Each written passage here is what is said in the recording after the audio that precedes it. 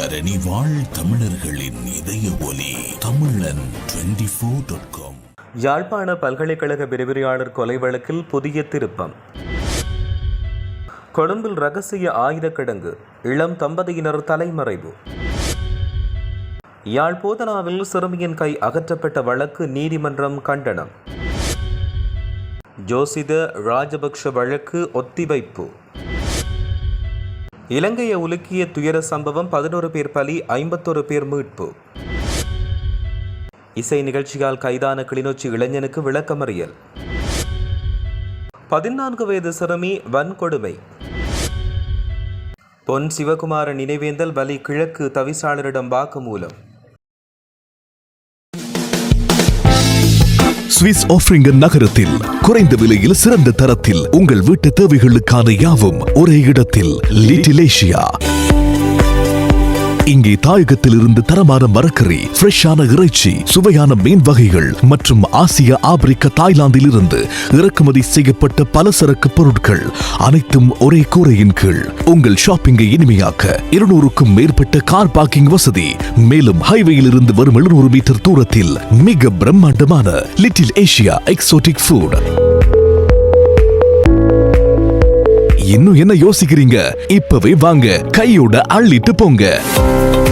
Little Asia exotic food, park வெக் 2, 4665 ஆஃப்ட்ரிங்கன். தொடர்புகளுக்கு 0627 981111.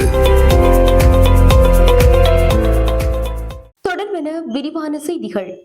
யாழ்ப்பாண பல்கலைக்கழக சிரேஷ்ட சித்த மருத்துவத்துறை விரிவுரையாளர் தயாளினி திலீபனின் கொலை வழக்கில் விரிவுரையாளர் அவரின் வீட்டில் வைத்து கையினால் கழுத்து நெரிக்கப்பட்டு கொலை செய்யப்பட்டுள்ளமை நீதிமன்றத்தில் உறுதி செய்யப்பட்டுள்ளது.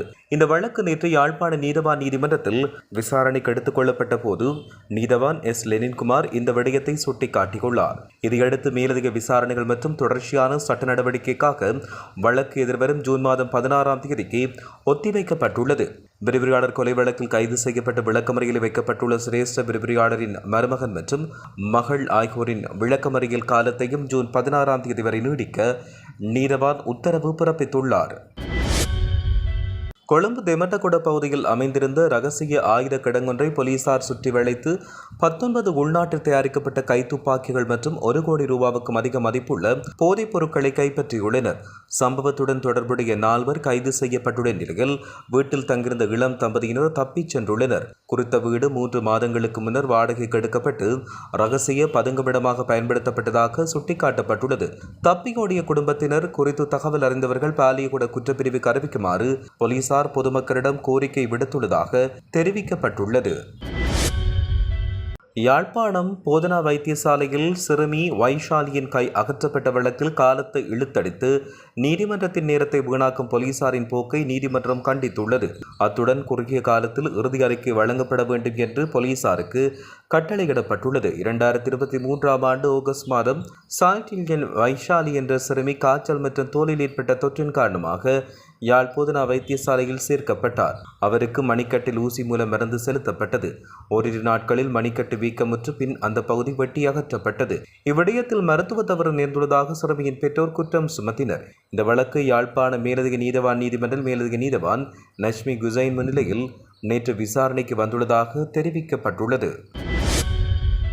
முன்னாள் ஜனாதிபதி மஹிந்த ராஜபக்ஷவின் புதல்வர் யோசித ராஜபக்ஷ தொடர்பான வழக்கை ஜூலை 9ஆம் தேதி வரை ஒத்திவைக்க நீதிமன்றம் உத்தரவிட்டுள்ளது. இந்த வழக்கு இன்று கொழும்பு மேல் நீதிமன்ற நீதிபதி முன்னிலையில் விசாரணைக்கு எடுத்துக் கொள்ளப்பட்ட போது இந்த உத்தரவு பிறப்பிக்கப்பட்டுள்ளது. மேன்முறையீட்டு நீதிமன்றத்தில் நிலுவையில் உள்ள மறு ஆய்வு மனு காரணமாக சாட்சிய விசாரணைகளை தற்காலிகமாக நிறுத்துமாறு அரசு தரப்பு கோரியதை அடுத்து ஒத்திவைக்க நீதிமன்றம் உத்தரவிட்டுள்ளது. இதன்படி மேன்முறையீட்டு நீதிமன்றத்தின் தீர்ப்பு கிடைக்கும் வரையில் வழக்கு ஒத்திவைக்கப்படுவதுடன் அடுத்த விசாரணை ஜூலை 9ஆம் தேதி நடைபெறும் என்றும் நீதிமன்றம் தெரிவித்துள்ளது.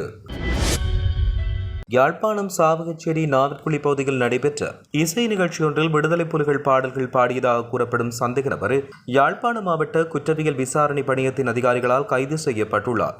மேலதிக விசாரணைகளில் குறித்த சந்தேக நபர் தன்னுடைய டிக்டாக் கணக்கில் அன்றைய தினம் பாடிய 4 பாடல்களை தொகுத்து அவற்றை பதிவேற்றம் செய்திருந்தார். தொடர்ந்து சந்தேக நபர் 1978 ஆண்டின் 48ஆம் இலக்க பயங்கரவாத தடுப்புச் சட்டத்தின் 3 பிரிவின் கீழ் தண்டனைக்குரிய குற்றம் செய்ததாக கருதி அவரின் கைபேசியுடன் நீதிமன்றத்தில் முன்னிலைப்படுத்தப்பட்டார். நீதிமன்றம் சந்தேக நபரை 2026 ஜூன் மாதம் 17ஆம் தேதி வரை விளக்கமறியலில் வைக்க உத்தரவிட்டுள்ளது.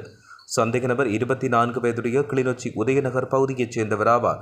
சம்பவம் தொடர்பான மேலதிக விசாரணைகளை யாழ்ப்பாணம் மாவட்ட குற்றவியல் விசாரணை பணியகமும் சாவகச்சேரி தலைமையக போலீசாரும் மேற்கொண்டு வருவதாக தெரிவிக்கப்படுகிறது. 14 வயது சிறுமி ஒருவரை பாலியல் வன்கொடுமைக்குட்படுத்திய குற்றச்சாட்டில் 18 வயதுடைய இளைஞன் புதன்கிழமையன்று கைது செய்யப்பட்டார். பாதிக்கப்பட்ட சிறுமியின் உறவினர்கள் கம்பிகமுவ போலீஸ் நிலையத்தில் முறைப்பாடு அளித்த நிலையில் சந்தேக நபர் கைது செய்யப்பட்டார். சம்பவம் தொடர்பில் மேலும் தெரிய வருகையில் அனுராதபுரம் பகுதியைச் சேர்ந்த சிறுமியின் வீட்டுக்கு கடந்த ஒரு வாரத்துக்கு முன்னர் சந்தேக நபரான இளைஞனும் அவரின் குடும்ப உறவினர்களும் சென்றனர். இதன்போது சிறுமியின் வீட்டில் வைத்து அந்த இளைஞன் 14 வயது சிறுமியை பாலியல் வன்கொடுமை செய்துள்ளார். பின் சந்தேக நபர் மற்றும் அவரின் உறவினர்கள் தாங்கள் வசிக்கும் கம்பிகம்பு வெளியூயா பகுதியிலுள்ள தங்களின் வீட்டுக்கு திரும்பினர். சம்பவம் குறித்து பாதிக்கப்பட்ட சிறுமியின் உறவினர்கள் கம்பிகம்பு போலீசில் முறைப்பாடு செய்தனர். கைது செய்யப்பட்ட சந்தேக நபரான இளைஞர் மேலதிக நடவடிக்கைக்காக அனுராதபுரம் போலீஸ் நிலையத்திடம் ஒப்படைக்கப்பட்டதாக தெரிவிக்கப்பட்டுள்ளமை குறிப்பிடத்தக்கது. சிறுமி மருத்துவ பரிசோதனைகளுக்காக மருத்துவமனையில் அனுமதிக்கப்பட்டுள்ளார். அத்துடன் கைது செய்யப்பட்டுள்ள சந்தேக நபர்கள் அனைவரையும் அனுராதபுரம் நீதவான் நீதிமன்றத்தில் ஆஜர்படுத்துவதற்காக அனுராதபுரம் போலீசாரிடம் ஒப்படைக்கப்பட்டுள்ளதாக தெரிவிக்கப்பட்டுள்ளமையும் குறிப்பிடத்தக்கது.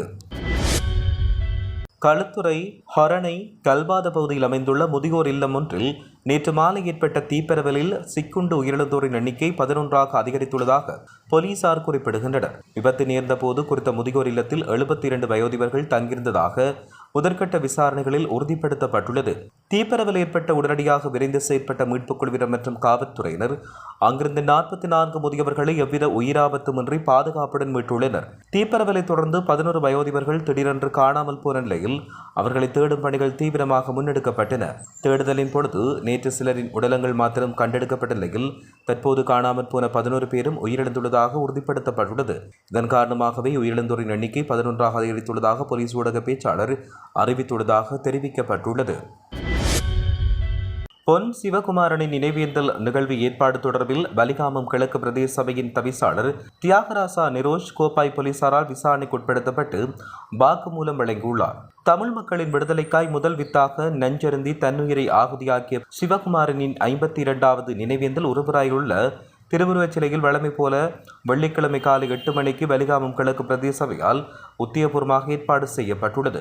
வலிகாமம் கிழக்கு பிரதேச சபையின் தீர்மானத்துக்கு அமைய உத்தியபூர்வமாக உணர்வெளிச்சியுடன் நினைவேந்த நிகழ்வு ஏற்பாடு செய்யப்பட்டுள்ளது. இந்த நிலையில் வலிகாமம் கிழக்கு பிரதேச சபையின் தவிசாளர் தியாகராஜா நிரோஸ் கோப்பை காவல்துறையால் விசாரணைக்கு அளிக்கப்பட்ட நிலையில் இன்றைய தினம் அவரை விசாரணைக்குட்படுத்தி வாக்குமூலங்களை காவல்துறையினர் பெற்றுக் கொண்டுள்ளதாக தெரிவிக்கப்பட்டுள்ளது.